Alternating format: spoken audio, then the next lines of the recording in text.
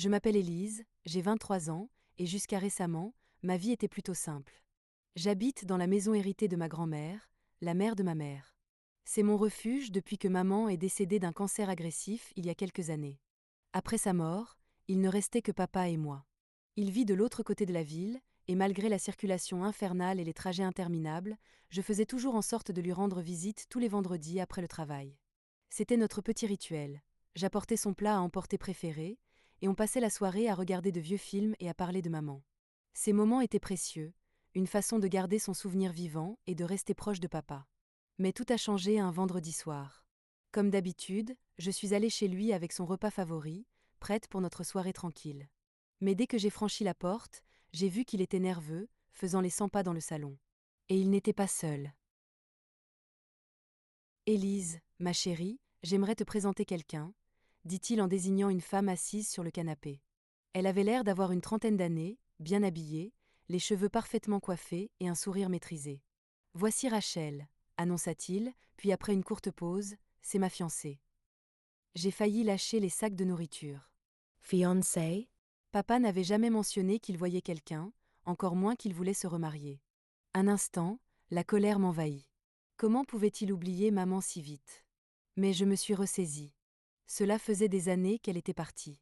Papa avait bien le droit d'être heureux, non? Rachel se leva et me tendit la main. J'ai tellement entendu parler de toi, Élise, dit-elle. Ton père ne cesse de chanter tes louanges. Je forçai un sourire et la serrai brièvement. Ravi de te rencontrer, répondis-je, alors que mon esprit était en pleine confusion. Le début de la soirée fut étrange, mais en mangeant, je me détendis un peu. Rachel semblait gentille, et il était évident que papa l'adorait. Il la regardait avec des yeux émerveillés, et elle lui touchait le bras de temps en temps avec tendresse. J'étais presque prête à accepter cette nouvelle réalité quand Rachel lâcha une autre bombe, avec le même ton détaché que si elle parlait de la météo. Au fait, mes garçons seront ravis de te rencontrer. Elle a souri en rangeant une assiette. Ils ont 6 et 8 ans. Je faillis m'étouffer. Des enfants? Elle avait des enfants? Et elle annonçait ça comme si c'était un détail insignifiant? Quelque chose dans sa manière de le dire me dérangea, mais je repoussai ce sentiment. Il y avait déjà trop à digérer en une seule soirée. Super, répondis-je, me forçant à sourire. J'ai hâte de les rencontrer. En rentrant chez moi, ma tête tournait. En une seule soirée, ma vie calme avec papa venait de basculer. Tout allait trop vite. Ne le raccourcissez pas, faites-le tel qu'il était. ChatGPT. Je m'appelle Élise, j'ai 23 ans, et jusqu'à récemment, ma vie était plutôt simple. Je vis dans la maison que j'ai héritée de ma grand-mère, la mère de ma mère, et c'est mon refuge depuis que ma mère est décédée d'un cancer agressif il y a quelques années. Après la mort de maman, il ne restait que papa et moi. Il habite de l'autre côté de la ville, et malgré la circulation infernale et le long trajet, j'ai toujours pris soin de lui rendre visite chaque vendredi après le travail. C'est devenu notre petite tradition. J'apportais son plat à emporter préféré, et nous passions la soirée à regarder de vieux films et à nous remémorer maman. Ces soirées étaient précieuses pour moi, une façon de garder son souvenir vivant et de rester proche de papa. Mais tout a changé lors d'un de ces vendredis. Comme d'habitude, je suis arrivée chez lui avec son repas favori, prête pour notre soirée tranquille. Sauf que cette fois, en entrant dans son salon, je l'ai trouvé en train de faire les 100 pas, visiblement nerveux. Et il n'était pas seul. Élise, ma chérie, il y a quelqu'un que je veux te présenter, annonça-t-il en désignant une femme assise sur le canapé. Elle devait avoir dans les 35 ans, portait des vêtements soignés, une coiffure impeccable et arborait un sourire parfaitement maîtrisé. Voici Rachel, dit-il avec un léger tremblement dans la voix. Puis, après une courte pause, c'est ma fiancée. J'ai failli laisser tomber les sacs de nourriture. Fiancé? Papa ne m'avait jamais parlé d'une quelconque relation, encore moins d'un projet de mariage. Un instant, une vague de colère monta en moi. Comment pouvait-il remplacer maman aussi vite? Mais je me suis forcée à me calmer. Cela faisait des années qu'elle était partie. Papa avait le droit d'être heureux, non? Rachel se leva et me tendit la main. J'ai tellement entendu parler de toi, Élise, dit-elle chaleureusement. Ton père parle de toi tout le temps. Je me suis forcée à sourire et lui ai serré la main. Enchantée, répondis-je, même si mon esprit était en ébullition. La soirée fut étrange au début, mais en mangeant et en discutant, je commençais à me détendre un peu. Rachel semblait gentille, et il était évident que papa l'adorait. Il la regardait comme un adolescent amoureux, et elle lui caressait doucement le bras de temps en temps avec une tendresse apparente. J'étais presque prête à accepter cette situation quand Rachel lâcha une autre bombe, aussi naturellement que si elle parlait de la météo. Au fait, mes garçons seront ravis de te rencontrer. Elle sourit en aidant papa à débarrasser la table. Ils ont 6 et 8 ans. C'est un âge merveilleux. J'ai failli m'étouffer avec mon eau. Des enfants? Elle avait des enfants? Et elle balançait ça comme un simple détail? Quelque chose dans sa manière de l'annoncer me mit mal à l'aise, mais je refoulai ce sentiment. Après tout, il y avait déjà beaucoup à assimiler en une seule soirée. C'est génial, répondis-je, essayant d'afficher un enthousiasme crédible. J'ai hâte de les rencontrer. Sur le trajet du retour, ma tête tournait. En une seule soirée, ma vie tranquille et prévisible avec papa s'était transformée en un tourbillon. Tout allait beaucoup trop vite. Les choses s'accélérèrent après cette première rencontre. Avant même que j'aie eu le temps de réellement assimiler la nouvelle, Rachel et ses fils, Thomas et Julien, avaient emménagé chez papa. Les garçons étaient exactement ce qu'on pouvait attendre d'enfants de cet âge. Bruyants, énergiques, prompts aux crises de colère, mais aussi parfois adorables.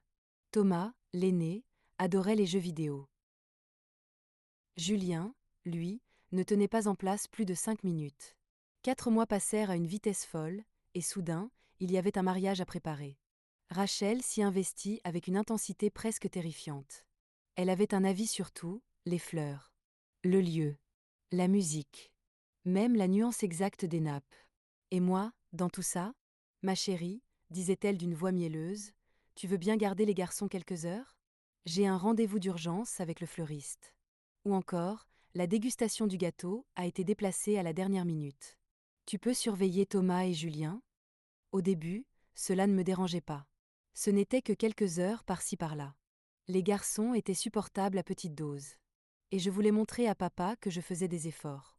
Puis arriva le jour du mariage. La cérémonie se déroula sans accroc. Les garçons étaient propres, bien coiffés, assis sagement dans leurs petits costumes. Mais à mesure que la réception s'éternisait, ils commencèrent à s'agiter. J'étais en train de pousser ma nourriture dans mon assiette, quand je vis Thomas commencer à envoyer des petits pois sur son frère avec une cuillère. « Hey, les garçons, dis-je en m'approchant. Ça suffit, vous allez toucher quelqu'un. Julien avait déjà attrapé une autre cuillère et ripostait avec de la purée. Arrêtez immédiatement, les avertis-je. Ce n'est pas un comportement acceptable. Rachel apparut de nulle part. Sa main manucurée se referma sur mon bras comme une pince, et elle me traîna derrière un pilier décoratif. Son visage était déformé par la colère. Fini le sourire charmant et doux.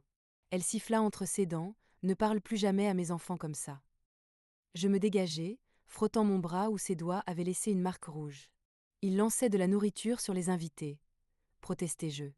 Je voulais juste éviter un scandale. Elle me coupa net, écoute-moi bien. Ces enfants sont à moi. Tu n'as absolument aucun droit sur eux. Quand tu auras tes propres enfants, si jamais ça arrive, tu pourras jouer à la maman. Mais en attendant, elle me fusilla du regard. Ferme-la. Puis, aussi vite qu'elle avait explosé, elle remit son faux sourire en place et retourna vers papa, rayonnante, comme si de rien n'était. Après le mariage, tout changea rapidement. C'était comme si Rachel avait attendu d'avoir la bague au doigt pour révéler sa véritable nature. Le vendredi suivant, je pris la route comme d'habitude, luttant contre les embouteillages pendant plus d'une heure. J'avais acheté la lasagne préférée de papa, celle du restaurant Tony S, où lui et maman allaient chaque année pour leur anniversaire. Mais dès que je passai la porte, quelque chose me parut différent. Rachel était affalée sur le canapé, notre canapé, là où maman et papa s'asseyaient toujours ensemble. Elle faisait défiler son téléphone, tandis que Thomas et Julien couraient partout, hurlant dans le salon. Elle leva enfin les yeux vers moi, affichant une expression d'agacement pur. « Oh, Élise, tu devrais vraiment appeler avant de venir. » Je restai figée, le sac de nourriture encore en main, me sentant comme une étrangère dans la maison où j'avais grandi. Appeller? Mais papa et moi passons toujours nos vendredis ensemble. C'est notre tradition. Rachel se redressa légèrement, ses yeux se plissant. Eh bien, les choses sont différentes maintenant. Elle accentua le mot « famille » d'une manière qui me fit mal au ventre. C'est moi qui vais instaurer les nouvelles traditions, désormais. Je regardai papa, assis dans son fauteuil, les yeux rivés sur sa tablette comme si je n'existais pas. Lui qui avait toujours été là pour me défendre, qui m'avait appris à ne jamais me laisser marcher sur les pieds, restait silencieux. Puis, soudainement, le visage de Rachel s'illumina. Mais puisque tu es là, elle se leva d'un bond et attrapa son sac à main. Et que tu as apporté à manger, c'est parfait. Elle attrapa papa par le bras, l'entraînant vers la chambre. On voulait justement essayer ce nouveau restaurant italien en ville. On va en profiter pour faire une vraie sortie en amoureux. Avant que je puisse réagir, ils avaient disparu dans leur chambre pour se changer. 10 minutes plus tard, ils étaient partis. Aucune question. Aucune vérification. Pas même un « merci ». J'étais juste supposée m'occuper des garçons. Pendant ce temps, Thomas et Julien se disputaient déjà les plus grosses parts de lasagne que j'avais apportées pour papa et moi. Les 3 heures suivantes furent un enfer. Je passais mon temps à les empêcher de se battre, de sauter sur les meubles et de retourner la maison. Quand papa et Rachel rentrèrent enfin vers 23 heures, j'étais épuisée. On a passé une soirée merveilleuse, s'extasia Rachel, ignorant le chaos laissé derrière elle. Puis, d'un geste désinvolte, elle lança « Allez, les garçons, au lit ». Elle les expédia à l'étage sans même un merci pour moi. Puis, étouffant un faux bâillement, elle se tourna vers moi avec un sourire hypocrite. Il commence à se faire tard, non? Tu devrais rentrer chez toi, Élise. Tu as de la route. La semaine suivante, les choses empirèrent. Rachel, qui ne travaillait pas et passait ses journées à gérer la maison, selon ses propres mots, commença à débarquer chez moi sans prévenir. Et elle n'était jamais seule. J'ai une urgence, un rendez-vous pour mes ongles, disait-elle en reculant déjà vers sa voiture. Ou encore, ton père m'emmène au nouveau bistrot français. Les garçons détestent la nourriture française, on viendra les chercher plus tard. Elle ne demandait pas. Elle ne faisait même pas semblant de demander. Elle me les laissait de force et partait sans attendre ma réponse. Parfois, elle débarquait pile au moment où je rentrais du travail, encore en tenue de bureau, trop épuisée pour lutter. Après des semaines de cette absurdité, je craquai enfin. Ce soir-là, je venais de finir une journée horrible, 3 présentations clients ratées, une panne informatique et des heures de travail perdues. Tout ce que je voulais, c'était prendre une douche chaude et m'écrouler sur mon canapé. À la place, je découvris son SUV garé devant chez moi. Elle était déjà en train de décharger les sacs des garçons. Parfait timing, s'exclama-t-elle en poussant Thomas vers ma porte. J'ai un spa et un dîner avec ton père. Ils auront faim dans 1 heure. Non. Ma voix claqua dans l'air. Elle s'arrêta net. Je restai près de ma voiture, immobile. Je ne suis pas ta baby-sitter. Je suis fatiguée. J'ai eu une journée horrible. Et je n'ai jamais accepté de faire ça. Son visage vire au rouge écarlate. Elle attrapa les garçons par le bras, les ramenant brutalement vers sa voiture. Dans la voiture. Elle leur claqua la portière au nez avant de me fusiller du regard. Tu vas le regretter, Élise. Puis elle démarra en trombe, laissant des traces de pneus sur mon allée. Je rentrai chez moi, préparai une tasse de thé, et tentai de me détendre.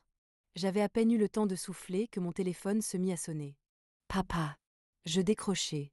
À peine avais-je ouvert la bouche qu'il explosa. Qu'est-ce qui ne va pas chez toi? Sa voix était pleine de colère. Comment oses-tu parler à ma femme comme ça? Elle est en larmes. Papa, attends. Non, Théoï, tu attends. Tu es cruel, égoïste. Je ne tolérerai pas que tu traites ma femme de cette manière. Elle a été si gentille avec toi. Papa, tu pourrais juste écouter. Pipé. Il avait raccroché. Je restais immobile, le téléphone encore dans la main, anéanti. Jamais de toute ma vie mon père ne m'avait parlé de cette façon. Une semaine passa sans nouvelles d'eux. Une partie de moi était blessée. Mais une autre, soulagée, savourait enfin le silence. Quand le vendredi soir arriva, je décidai de me faire plaisir. Un bon repas à emporter, une bouteille de vin, une soirée tranquille. Je sortis de ma voiture le cœur léger. Puis, je l'entendis. Des bruits à l'intérieur de chez moi. Mon cœur s'emballa. Quelqu'un était entré. Je pris mon téléphone, prête à appeler la police. Mais soudain, j'entendis des rires d'enfants. Je déverrouillai ma porte d'entrée avec des mains tremblantes et fus accueilli par le chaos absolu. Thomas et Julien étaient affalés sur le sol du salon, entourés de paquets de snacks vides et de briques de jus écrasés. La télévision hurlait des dessins animés, et des miettes recouvraient mon tapis. « Qu'est-ce que vous faites ici » lançai-je, stupéfaite. Thomas haussa les épaules, sans même détourner les yeux de l'écran. « Maman nous a déposés ici il y a genre 4 heures. » Il attrapa une poignée de chips et les enfourna dans sa bouche. Elle a utilisé la clé pour entrer et elle a dit qu'on pouvait manger ce qu'on voulait et regarder la télé. La clé. Bien sûr. J'avais donné un double à papa après mon emménagement, au cas où. Et elle revient quand ? Demandai-je, redoutant déjà la réponse. Julien sourit, insouciant. Elle ne revient pas. Mon estomac se noie.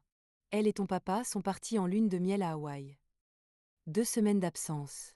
Je restais figée, réalisant ce que cela signifiait. Rachel et mon père avaient tout simplement abandonné les garçons chez moi sans prévenir, pendant des heures. Ils auraient pu se blesser. Ils auraient pu mettre le feu. Ils auraient pu ouvrir à n'importe qui.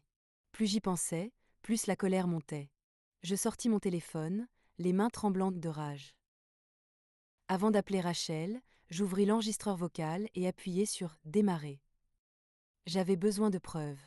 Le téléphone sonna longtemps avant qu'elle ne daigne y décrocher. « Qu'est-ce que tu veux » lança-t-elle d'une voix sèche. J'entendais le bruit des vagues en arrière-plan. On essaie de s'enregistrer à l'hôtel. Je pris une grande inspiration, essayant de garder mon calme. « Tu veux bien m'expliquer pourquoi tu as ouvert ma porte et laissé tes enfants ici sans même me prévenir ?» Son rire strident me donna des frissons. « Oh, arrête de dramatiser », dit-elle, exaspérée. « J'ai utilisé une clé, donc ce n'est pas comme si j'avais cambriolé ta maison. » Puis, d'un ton condescendant, « Et ce n'est pas comme si tu avais quelque chose de mieux à faire. » Je fronçai les sourcils. « Pardon. Soyons honnêtes, Élise. » Sa voix suintait le mépris. « Tu es toujours toute seule chez toi. Pas de copains, pas de vie sociale, pas de famille. Considère ça comme un entraînement pour le jour où tu réussiras enfin à trouver quelqu'un qui voudra bien fonder une famille avec toi. » Bipé. Elle avait raccroché. Mon sang ne fit qu'un tour. Je composai immédiatement le numéro de papa. Il décrocha presque aussitôt. « Quoi encore, Élise ?»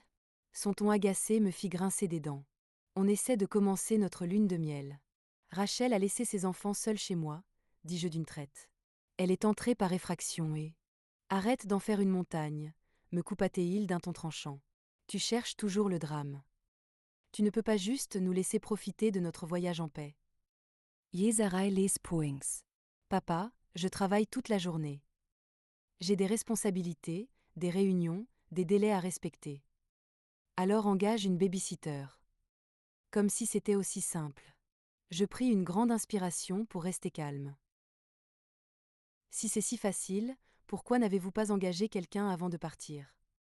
On a eu une super offre de dernière minute, répondit-il avec désinvolture. Comme si cela justifiait tout. On n'a pas eu le temps de tout organiser. Puis, sans attendre ma réponse, bon, je dois y aller. Rachel m'attend. Bip. Il avait raccroché. Je fixai mon téléphone, hébété. Mon père. L'homme qui m'avait puni une semaine entière parce que j'avais oublié d'appeler en rentrant tard de l'école. Trouvait ça parfaitement normal d'abandonner 2 enfants pendant des heures dans une maison vide. Je jetai un regard incrédule vers Thomas, allongé sur mon canapé, scotché à son téléphone. Une idée me traversa l'esprit. Hey Thomas. Il grogna sans lever les yeux. « Tu as le numéro de ton vrai papa ?» Il haussa les épaules. « Ouais, on lui parle tout le temps. Tu veux que je te le montre ?» Il me tendit son écran, et je copiai rapidement le numéro. Mon cœur battait à tout rompre alors que je me réfugiais dans mon bureau pour composer le numéro. Deux Sonneries. Une voix grave et posée décrocha. « Allô ?»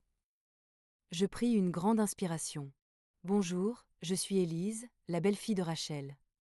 Je vous appelle parce que, il y a un problème avec Thomas et Julien. » Son ton changea immédiatement. « Quel genre de problème ?» Je lui expliquai tout. Comment Rachel me traitait comme une baby-sitter gratuite. Comment elle avait forcé l'entrée de ma maison.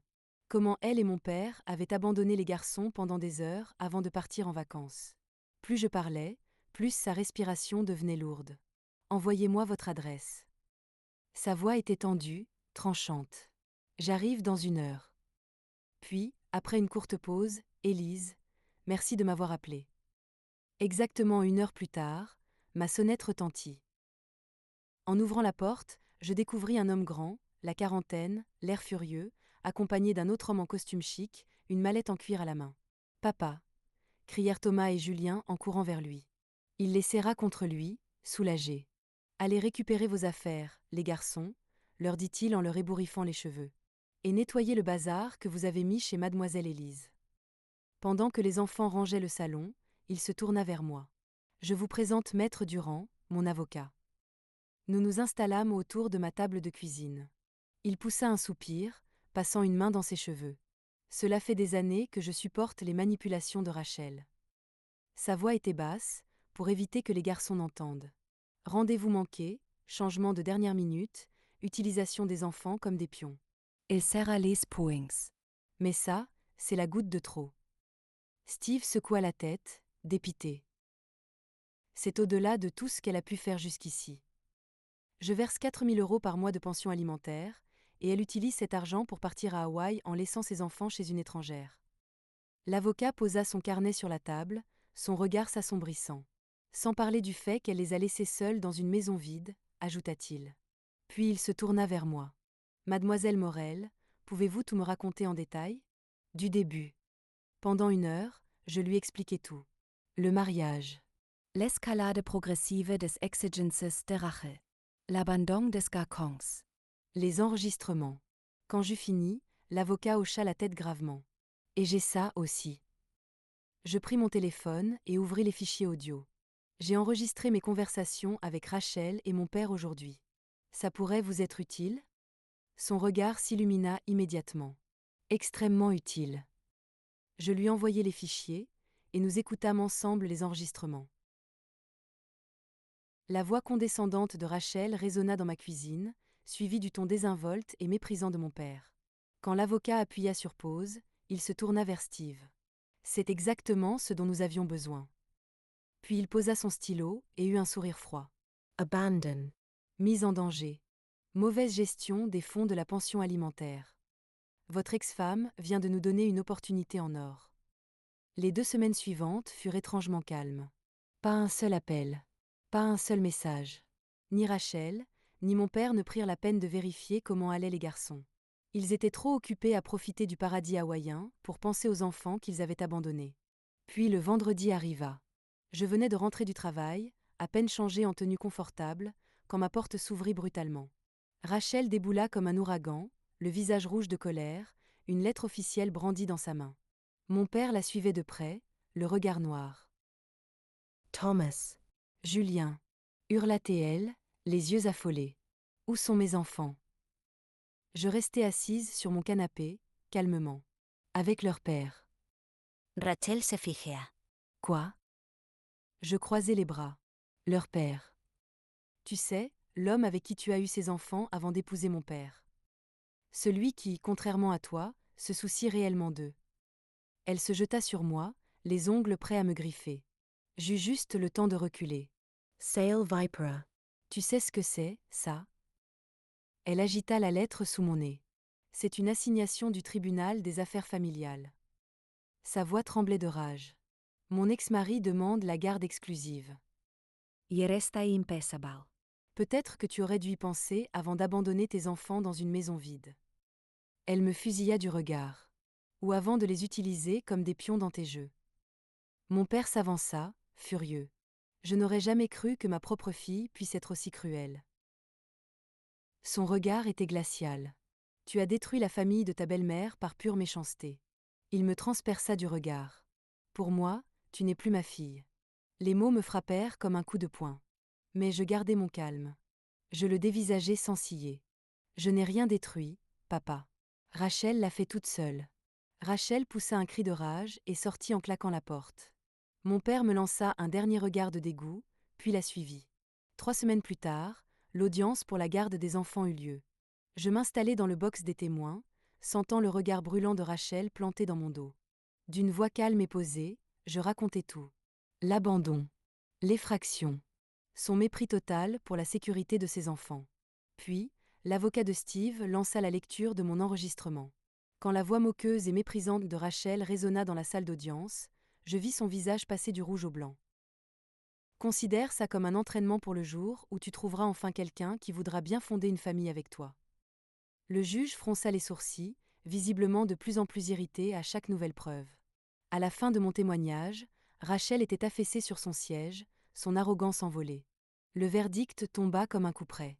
Garde exclusive attribuée à Steve Lefebvre. Pension alimentaire supprimée immédiatement. Avertissement sévère, tout nouvel acte de mise en danger entraînerait la perte totale de ses droits parentaux. On pourrait croire que perdre la garde de ses enfants aurait calmé Rachel. Mais non. Elle et mon père se lancèrent dans une campagne de harcèlement. Des dizaines de messages insultaient mon téléphone. Quand je bloquais leur numéro, ils appelaient avec d'autres. Quand je bloquais ceux-là, ils se mirent à débarquer chez moi. Ils frappaient à ma porte à toute heure. La voix perçante de Rachel résonnait dans tout le quartier. Ouvre cette porte, espèce de briseuse de foyer. Je tentais de les ignorer. Mais un soir, après une semaine particulièrement difficile au travail, je craquai. Quand les coups reprirent, quelque chose en moi se brisa. Je marchai jusqu'à la porte et l'ouvris brutalement. Vous voulez parler ? Très bien, parlons. Ils dévalèrent dans mon salon, Rachel hurlant immédiatement. Elle me pointa du doigt, hystérique. Tu es ruïné ma vie. Comment oses-tu interférer dans ma famille ? Tu te rends compte que je ne peux même plus payer mes soins au spa sans la pension alimentaire. Je la laissai hurler, patientant. Puis, quand elle s'arrêta enfin, je me tournai vers mon père. Dis-moi, papa. Tu te souviens de la maison de maman ? Il cligna des yeux, pris au dépourvu. La maison où tu vis actuellement. Son expression changea légèrement. Celle que maman m'a laissée en héritage dans son testament. La maison où tu vis, sans payer de loyer. La couleur quitta immédiatement le visage de mon père. Rachel s'arrêta net, sa bouche grande ouverte. Je me redressai, les fixant droit dans les yeux. Voici ce qui va se passer. Le harcèlement s'arrête. Les appels s'arrêtent. Les visites s'arrêtent. Parce que si ce n'est pas le cas, je vous mets à la porte plus vite que Rachel ne peut dire « jour n'est-ce pas ». Mon père blêmit encore plus. Et là, vous devrez essayer de survivre sans logement gratuit, sans pension alimentaire, et avec uniquement ton salaire, papa. Je marchai vers la porte et l'ouvris largement. Maman aurait eu honte de toi. Maintenant, sortez de chez moi. Rachel attrapa furieusement son sac à main et sortit en trombe. Mon père resta figé un instant, hésitant, puis la suivit en silence. Ça fait 3 mois maintenant. Je n'ai plus jamais entendu parler d'eux. D'après le bouche-à-oreille familial, Rachel fait vivre un enfer à mon père. Elle passe son temps à se plaindre de leur nouveau train de vie, maintenant qu'elle ne peut plus utiliser la pension alimentaire de ses enfants pour ses caprices. Apparemment, ils ont du mal à joindre les deux bouts avec le seul salaire modeste de mon père. La semaine dernière, j'ai croisé ma cousine Sarah au supermarché. Elle m'a raconté que Rachel pique des crises parce qu'elle doit faire ses courses dans des magasins ordinaires au lieu de ses boutiques de luxe préférées. Ton père a l'air épuisé, m'a-t-elle dit. Il a pris 10 ans en quelques mois. Est-ce que je ressens de la pitié ? Honnêtement, Non. mon père a fait un choix. Il a choisi de rester là sans rien dire pendant que sa femme profitait de ma gentillesse. Il a choisi de détourner les yeux quand elle a abandonné ses enfants chez moi. Il a choisi de me renier, plutôt que d'admettre qu'elle avait tort. Et je ne regrette rien.